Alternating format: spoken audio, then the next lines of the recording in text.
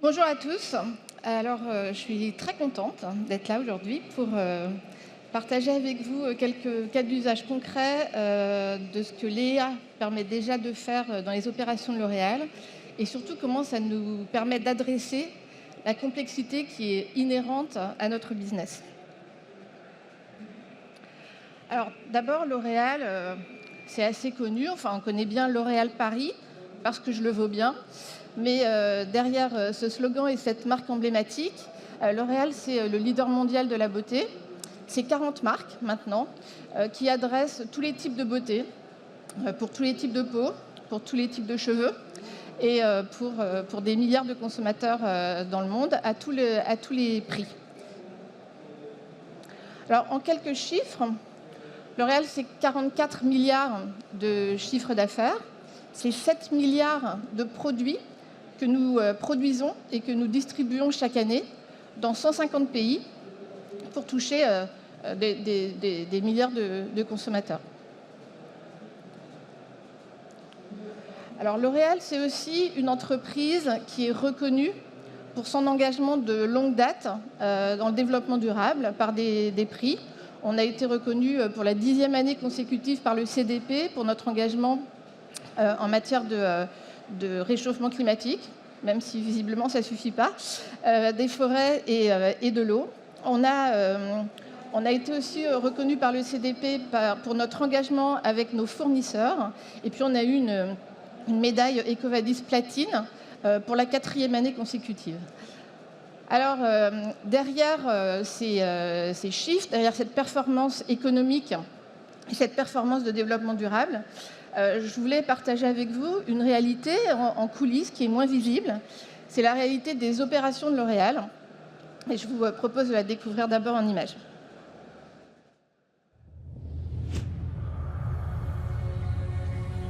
At L'Oréal Operations, we are shaping the beauty industry.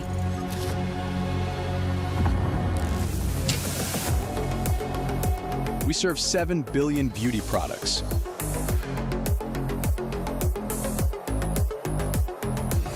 We are committed to safety and quality. We are over 22,800 experts present worldwide.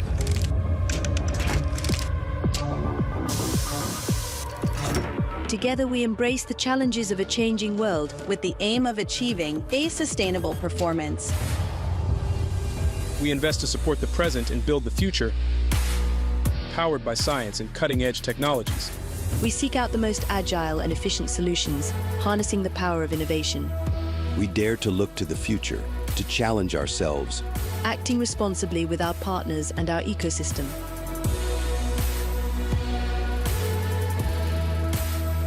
Climate. Water resources. Biodiversity. Natural resources. Social impact.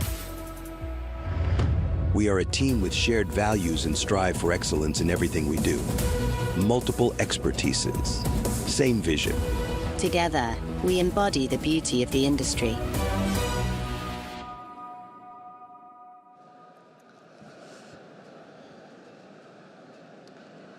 Alors, vous l'avez compris, les opérations de L'Oréal maîtrisent l'intégralité de la chaîne de valeur, depuis la conception des produits, aux achats, à la production et à la distribution. Et cette maîtrise intégrale de notre chaîne de valeur, à l'heure de l'AI, ça nous donne un avantage majeur, c'est la maîtrise de la data. On maîtrise l'intégralité de nos data de conception des objets, jusqu'à toute la data transactionnelle, tout au long de la chaîne, jusqu'à la data consommateur. Vous l'avez vu dans la vidéo, L'Oréal, c'est 37 usines dans le monde. C'est un réseau industriel qui est assez large, dont 11 usines en France. Et ça nous permet de produire au plus près de nos marchés de consommation, partout dans le monde. D'un point de vue logistique, on a 160 centrales de distribution pour livrer 8 circuits de distribution différents qui vont de la grande distribution jusqu'aux particuliers, puisqu'on fait aussi du e-commerce en direct, en passant par la pharmacie, les coiffeurs. Donc on a une typologie de commande qui est très hétérogène et c'est ce qui fait aussi notre richesse. Donc pour nous, l'objectif à la fin, c'est d'avoir le bon produit au bon endroit, au bon moment, ce qui en soi paraît assez simple, mais qui n'est pas si simple que ça, et même plutôt compliqué. Alors la complexité, elle est déjà inhérente au marché de la beauté. Nous offrons alors toutes les beautés du monde. Ça veut dire une offre très large et très diverse. On a 72 000 références dans le catalogue de L'Oréal qui vont de produits très niches, très personnalisés, jusqu'à des produits de grande consommation qui sont produits à des millions d'exemplaires.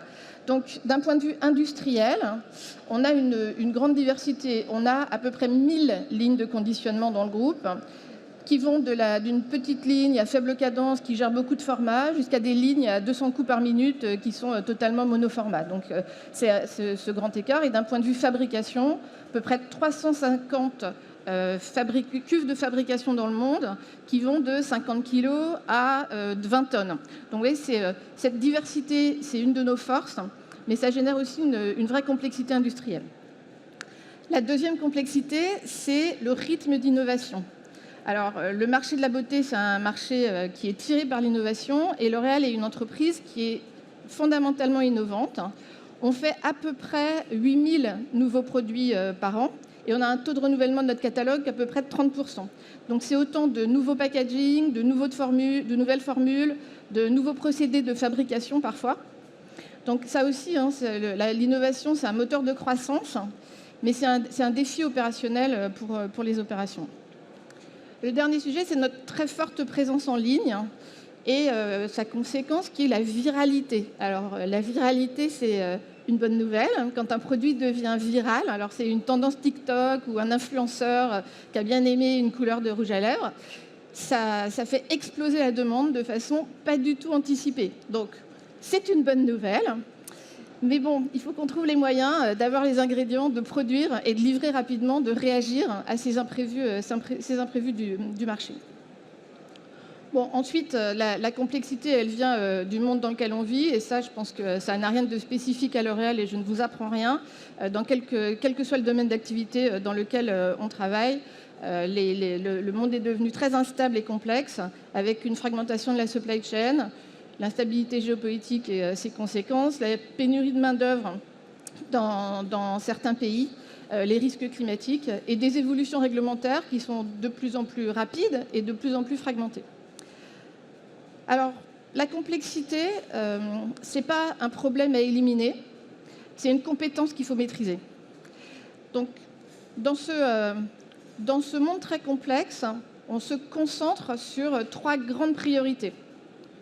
La qualité, l'agilité et le développement durable. La qualité, c'est un pilier historique de la politique industrielle de L'Oréal. C'est la protection de nos marques, c'est la confiance et la satisfaction de nos consommateurs. On fait à peu près 100 contrôles pour chaque produit qui est mis dans les mains d'un consommateur. Donc c'est quelque chose qui est vraiment dans nos fondations. L'agilité, c'est la vitesse d'innovation, la vitesse de réaction à des événements imprévus, la vitesse pour livrer nos clients. C'est un mandatory dans le monde dans lequel on vit. Et enfin, le développement durable. Là aussi, les opérations se sont transformées depuis très longtemps pour respecter les objectifs du programme de L'Oréal qui s'appelle L'Oréal pour le futur, notamment sur la lutte contre le réchauffement climatique et la préservation des ressources naturelles, avec un milestone important atteint en 2025. 100% des sites que nous opérons en propre sont alimentés par des énergies renouvelables. Dans ce contexte, l'IA, c'est un fantastique accélérateur. Et l'IA, on a de l'IA une approche pragmatique qui s'appuie sur 3 grands piliers. Alors, la première, c'est une évidence et tout le monde le dit. Néanmoins, c'est plus facile à dire qu'à faire. C'est avoir une stratégie data robuste, de la data de qualité. Même si on le fait, à chaque fois qu'on démarre un use case DA, on se rend compte qu'il nous en manque un peu ou qu'il y a un petit peu de travail à faire sur la qualité de la data. La deuxième chose, c'est qu'on a une approche globale. On a des centres d'excellence par métier qui définissent des solutions qui sont testées, dont on teste le ROI et qu'on déploie ensuite globalement. Et de plus en plus, on cherche à avoir des solutions globales. Le troisième pilier, c'est de se focuser sur les use cases à fort ROI.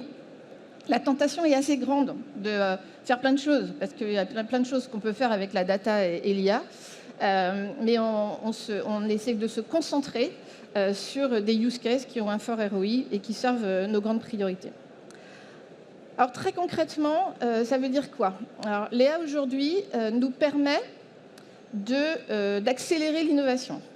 D'abord, la GenAI permet de générer plus d'idées, de proposer des visuels, de proposer des rendus, de proposer des maquettes beaucoup plus rapidement et beaucoup plus de maquettes pour pouvoir fueler le pipe d'innovation. Ensuite, quand on parle de l'exécution, là aussi, que ce soit pour une vraie innovation ou pour des adaptations de nos produits, notamment pour s'adapter et pour se mettre en conformité avec de nouvelles exigences réglementaires, il y en a de plus en plus, ça permet d'accélérer les temps de développement et grâce à des simulations numériques et l'utilisation de data qui nous permet de remplacer des tests autrefois physiques par plus de tests virtuels, permet de faire plus de tests et de faire plus de tests en virtuel et d'en faire moins en physique. Donc c'est aussi beaucoup d'efficacité. Le deuxième grand use case, c'est la visibilité de la supply chain. Là aussi, on a déployé partout une solution de prévision de vente qui utilise la masse de data que nous avons maintenant disponible pour avoir plus de précision dans la prévision de vente et puis permettre de détecter des signaux faibles et de réagir beaucoup plus rapidement lorsqu'il se passe quelque chose sur le marché. Dans nos usines, on a un grand stream de transformation. Alors, on a une industrie qui est très automatisée et tous nos équipements sont équipés de capteurs et de systèmes IoT. On a donc un flux continu de données qui est maintenant exploitable. Ça a pris aussi quelques années. L'intérêt de l'IA, c'est de détecter en temps réel, de façon beaucoup plus fiable, et en connectant les paramètres des dérives de process. Donc à chaque fois qu'on a une dérive de process, on est capable de les détecter et ça permet de donner à tous les acteurs, que ce soit les opérateurs, les techniciens ou les managers, une information structurée, pertinente, pour pouvoir prendre en autonomie des décisions beaucoup plus rapides. 3 cas d'usage pour illustrer ça. D'abord, le contrôle qualité en ligne. Donc, on a des systèmes de vision très largement déployés dans l'ensemble de nos usines. Aujourd'hui, l'IA permet d'atteindre un niveau de précision bien meilleur sur la détection de défauts. Par exemple, sur des pots en verre transparents, des petits défauts qui étaient difficiles à identifier avant, on arrive à les identifier maintenant. Et surtout, ça permet de caractériser les défauts, de les identifier dans le flux pour prendre les actions correctives plus vite. Deuxième grand use case, c'est la maintenance prédictive. On est capable d'identifier quand un équipement a une dérive de performance et de pouvoir agir avant que la panne n'ait un impact sur la production. Enfin, sur notre consommation, on peut détecter très vite s'il y a une consommation anormale d'eau ou d'électricité. Et là aussi, avec tous les paramètres connectés, de savoir d'où ça vient pour traiter la cause et agir très rapidement. Donc, à la clé, c'est une performance augmentée et sur la qualité, et sur la réduction des déchets, et sur la réduction des consommations d'eau et d'électricité, et sur les rendements de nos équipements.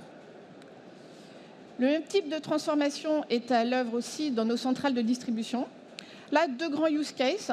Alors déjà, on a déployé un WMS unique qui est le même dans toutes les centrales du groupe, ce qui est un socle, une fondation importante.